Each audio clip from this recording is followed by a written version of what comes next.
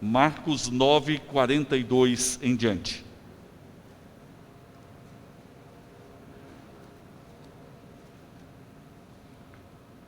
O Senhor Jesus diz: quem fizer tropeçar um destes pequeninos crentes, melhor lhe fora que lhe pendurasse ao pescoço uma grande pedra de moinho e fosse lançado no mar. E se a tua mão te faz tropeçar, corta, pois é melhor entrares maneta na vida do que, tendo as duas mãos, ires para o inferno, para o fogo inextinguível, onde não lhes morre o verme, nem o fogo se apaga. E se teu pé te faz tropeçar, corta-o, é melhor entrares na vida aleijado do que, tendo os dois pés, seres lançado no inferno, onde não lhes morre o verme, nem o fogo se apaga. E se um dos teus olhos te faz tropeçar, arranca-o, é melhor entrares no reino de Deus com um só dos teus olhos, do que, tendo os dois, seres lançado no inferno, onde não lhes morre o verme, nem o fogo se apaga.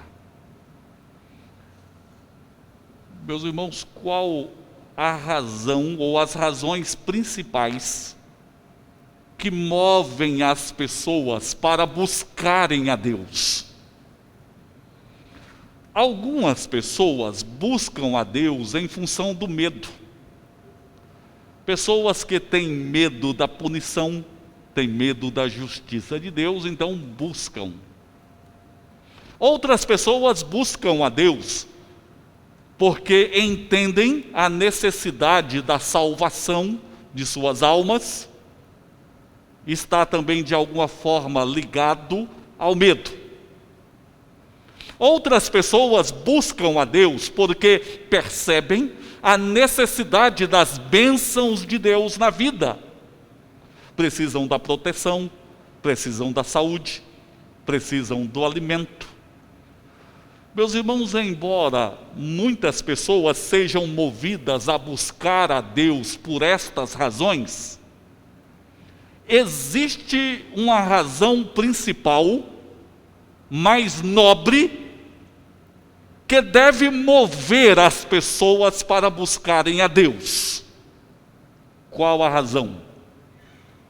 Nós devemos buscar a Deus acima de tudo, para desenvolvermos um relacionamento de santidade com o Senhor, aqui na terra e na glória para todo sempre. É isso que nós achamos no Velho Testamento, quando o Senhor chamou a nação de Israel para que fosse o seu povo neste relacionamento de santidade, de comunhão com o Senhor.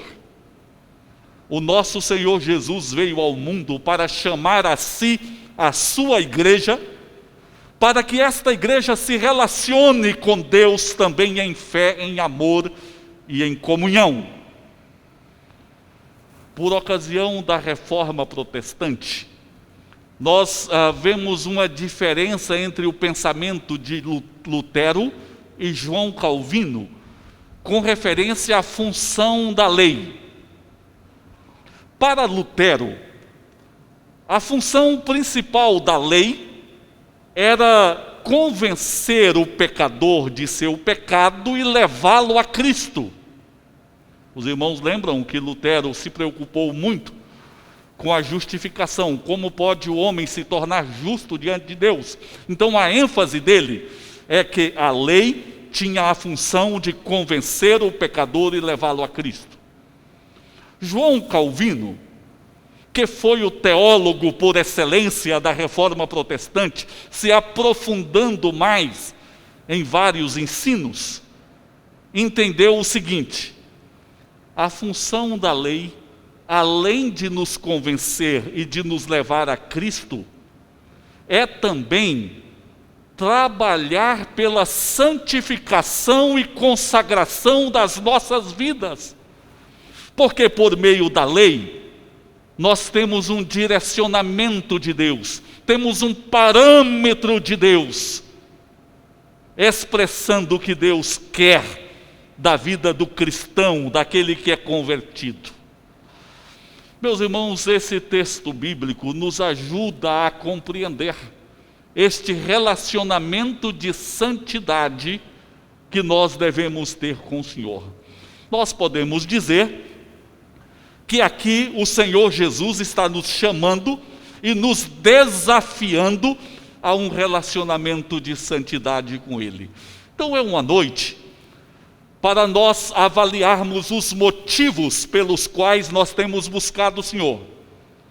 Temos buscado apenas porque queremos a salvação eterna? Temos buscado apenas porque ficamos com medo ou queremos algumas bênçãos de Deus na nossa vida? Ou nós temos buscado porque precisamos de um relacionamento de santidade com o Senhor?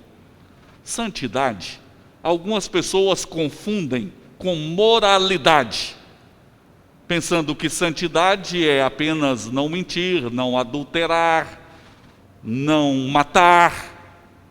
Meus irmãos, santidade é muito mais do que isso, porque santidade envolve relacionamento de comunhão com Deus, vida com Deus. Então vejamos neste texto bíblico este desafio, este convite que o Senhor Jesus estende a nós, usando inclusive expressões fortes para mostrar que o propósito de Deus é que cada um de nós tenha um relacionamento de santidade com Ele. E eu acentuo em primeiro lugar que o Senhor considera aqui a integralidade da nossa vida. Em outras palavras, o Senhor quer que todas as áreas da nossa vida se relacionem em santidade com Ele. Cada pessoa lida com dificuldades específicas em algumas áreas da vida. Algumas pessoas buscando a Deus, mesmo buscando o Senhor, têm dificuldades porque muitas vezes fala o que não deveria falar, nem sempre fala a verdade. Outros, porque carregam ainda algum mau costume, algum vício. Outros porque têm um temperamento mais forte. Outros porque têm dificuldade em lidar com as questões financeiras. Quando o Senhor nos chama a um relacionamento de santidade com Ele, Ele quer que haja integralidade, ou seja, que todas as áreas da nossa vida se relacionem em santidade com Ele.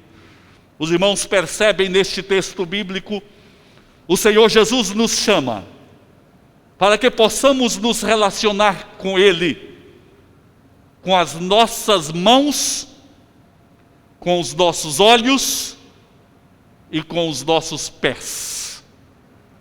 Meus irmãos, as mãos é o meio das nossas ações. Então o Senhor Jesus chama para que as nossas ações, o nosso agir no dia a dia, possa ser em santidade diante dEle. Os nossos olhos, tudo aquilo que nós vemos, desejamos, tudo aquilo que vai no nosso coração, que também se relacione em santidade com Deus. Os nossos pés indica a direção que nós caminhamos. Que o direcionamento da nossa vida seja na direção que Deus quer. Mas pastor, será que alguém na palavra de Deus mostrou essa integralidade na vida? Meus irmãos, quando nós olhamos para personagens bíblicos como Zaqueu, naquele momento em que Zaqueu recebeu Jesus em sua casa, e Zaqueu, que não levava uma vida lá tão honesta, tudo indica que não, ele se levanta diante de Jesus e se mostra arrependido e propõe restituir o que roubara, se porventura tivesse dado prejuízo. Ele propõe dividir entre pessoas necessitadas. Meus irmãos, naquele momento, Zaqueu estava consagrando as suas mãos a sua decisão é apresentada diante de Deus. Estava consagrando os seus olhos, porque os seus olhos se voltavam para Deus. Estava consagrando os seus pés, porque estava dando um novo direcionamento na sua vida. Com integralidade se propondo a servir ao Senhor. Na reforma do século XVI, a reforma na Inglaterra aconteceu de uma forma diferente da reforma da Alemanha. Porque a reforma da Alemanha partiu da liderança de um monge, mas foi um movimento popular. Enquanto que na Inglaterra, a reforma vem a partir de uma decisão do próprio rei. O rei Henrique VIII resolveu se desligar da Igreja de Roma e ele nomeou um arcebispo chamado Thomas Cranmer como líder da igreja na Inglaterra. Até então, era uma igreja semelhante à igreja romana, porém, a igreja da Inglaterra. Só que no reinado de Eduardo VI, a reforma foi efetivada na Inglaterra.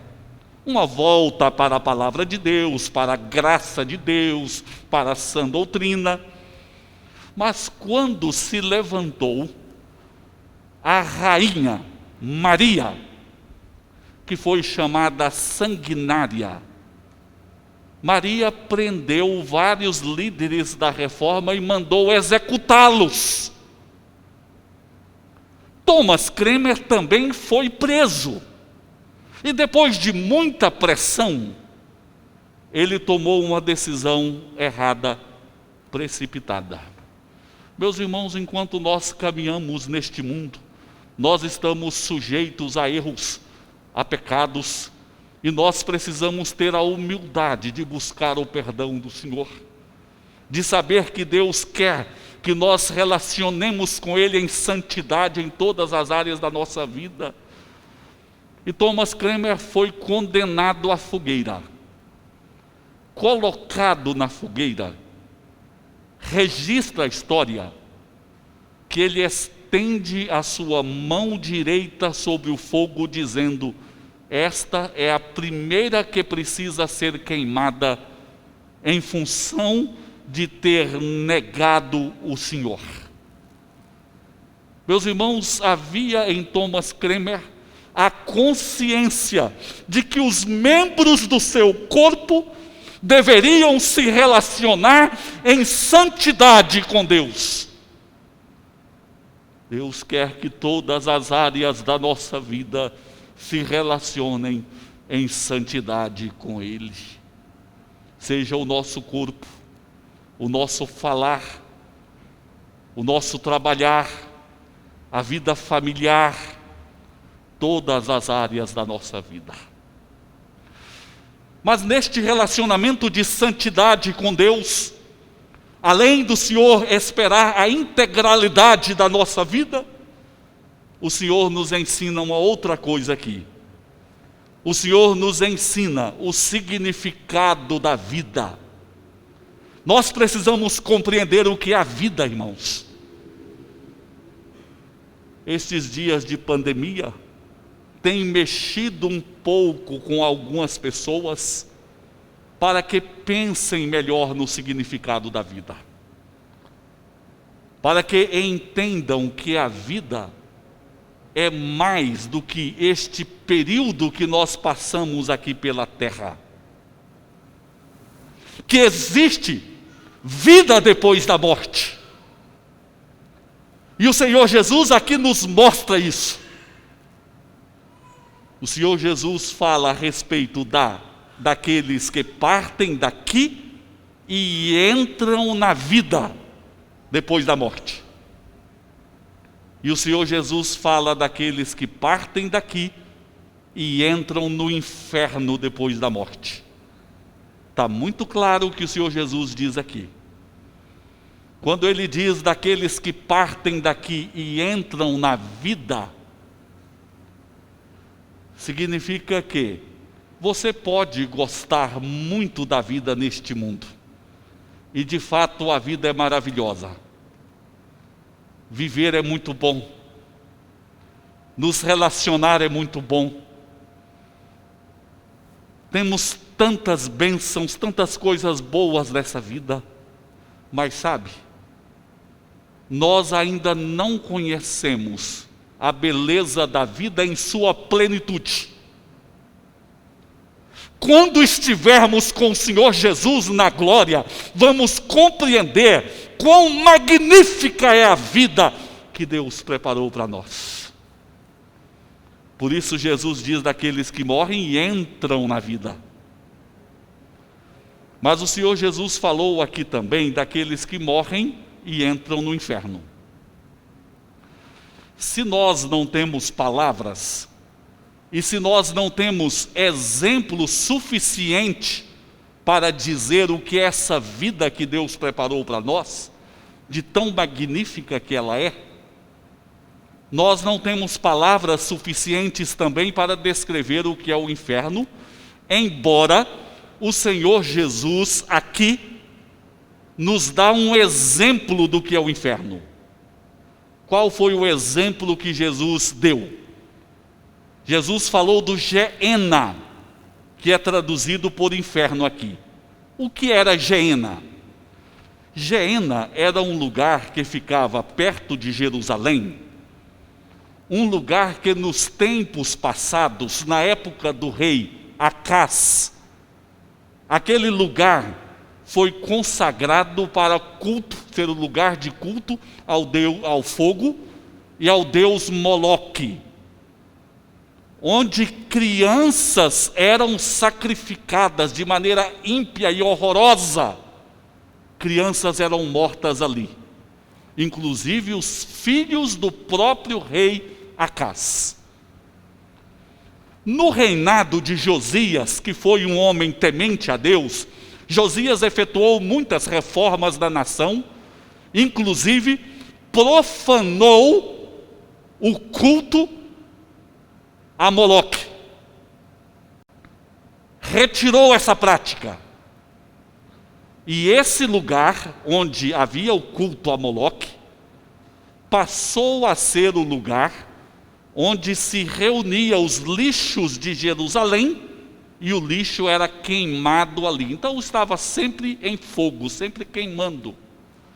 O Senhor Jesus usou essa figura para dizer que no inferno o bicho não morre, ou o verme não morre, e o fogo não se apaga. Você já viu o cadáver de um animal cheio de verme, o consumindo? Meus irmãos, a ideia é essa, que no inferno a vida das pessoas é consumida, mas não chega ao fim.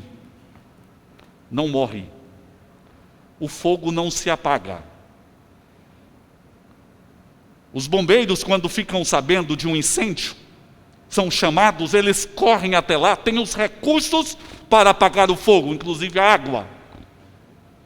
Mas este fogo do inferno, ele não se apaga, sabe por quê? Porque não existe nenhum elemento para apagá-lo. O único elemento que poderia apagá-lo é o sangue que Jesus derramou na cruz, que remove culpas, que torna Deus favorável a nós, que tira toda a ira divina sobre as nossas vidas. Mas a graça de Deus não atuará no inferno. Por isso o fogo nunca se apaga. O Senhor Jesus traz estas realidades diante de nós, para que nós possamos pensar hoje no significado da vida, entender que a vida neste mundo é efêmera, é passageira, e nós não podemos abraçar a vida neste mundo e esquecer o verdadeiro significado da vida e o que vem depois da morte. Nós precisamos nos relacionar em santidade com Deus, porque é quem se relaciona em santidade com Deus que entra na vida que Deus preparou eternamente. Pessoas buscam a Deus apenas para receber alguma bênção, apenas porque quer a salvação, porque quer se livrar do medo. Nós precisamos buscar a Deus, porque queremos nos relacionar em santidade com Ele. Todas as áreas da nossa vida sendo colocadas diante do Senhor,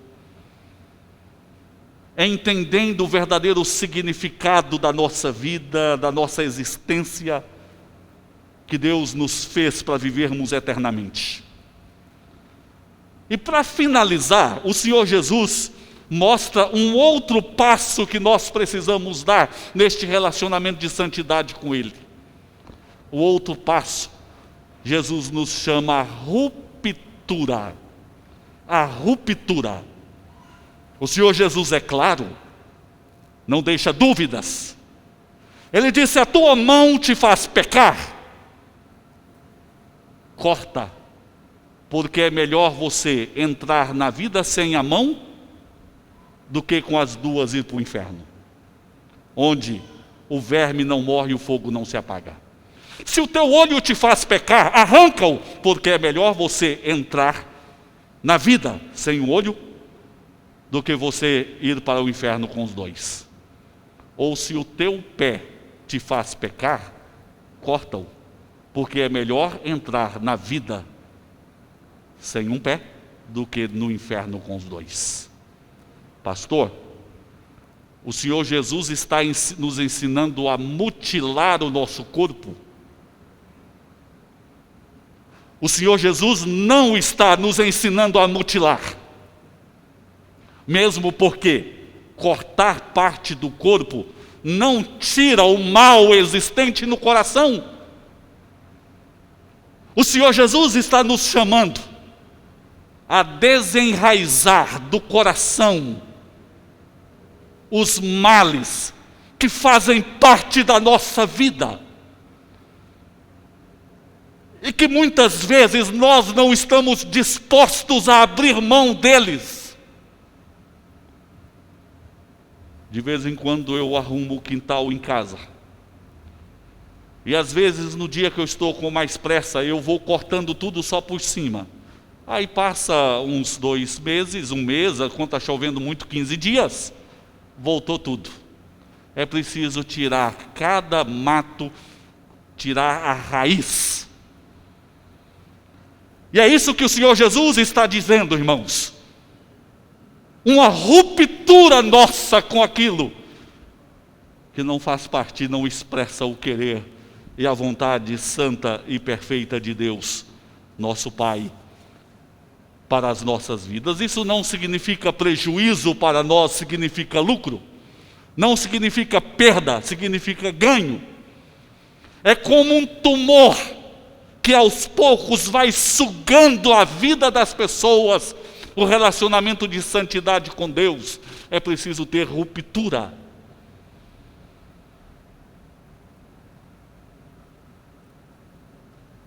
Quais são os motivos que nós buscamos a Deus? Medo? Porque apenas queremos a salvação? Queremos algumas bênçãos na nossa vida? Ou buscamos a Deus porque precisamos de um relacionamento de santidade com Ele? Meus irmãos, nós fomos criados pelo Senhor para termos um relacionamento de santidade com Ele. Não é isso que nós vemos lá no Éden, o Senhor passeando entre o Éden, lá no Éden, e convivendo com o primeiro casal? Não é isso que nós vemos Deus entre o seu povo, quando os levava para a terra de Canaã? Não é isto que nós vemos na pessoa de Jesus, o Senhor deixando a glória e habitando entre nós? Não é isso que nós experimentamos com a presença do Espírito Santo habitando na nossa vida? Deus quer um relacionamento de santidade entre nós e Ele. E isso é tão maravilhoso e tão glorioso, porque embora sendo o Senhor eterno e todo-poderoso e santo, Ele nos ama. e Ele quer se relacionar e dirigir a nossa vida.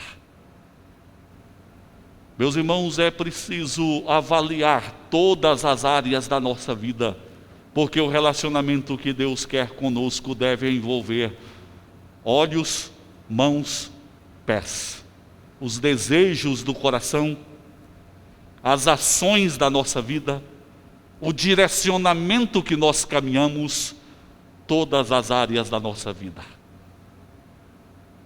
O Senhor Jesus nos chama para entendermos o significado da vida. Nós não devemos pensar na vida apenas presente e material, nós precisamos pensar na vida eterna. E o Senhor Jesus nos chama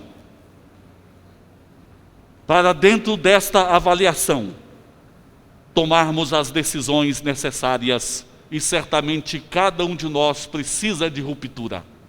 Quando Ele diz corta, Ele está dizendo separa, abandone, renuncie esta área ou este pecado que te arrasta e te consome, porque Deus tem coisas maiores para nós. É por meio desta ruptura que a nossa vida é restaurada, é reconstruída conforme o Senhor, conforme a beleza de Cristo.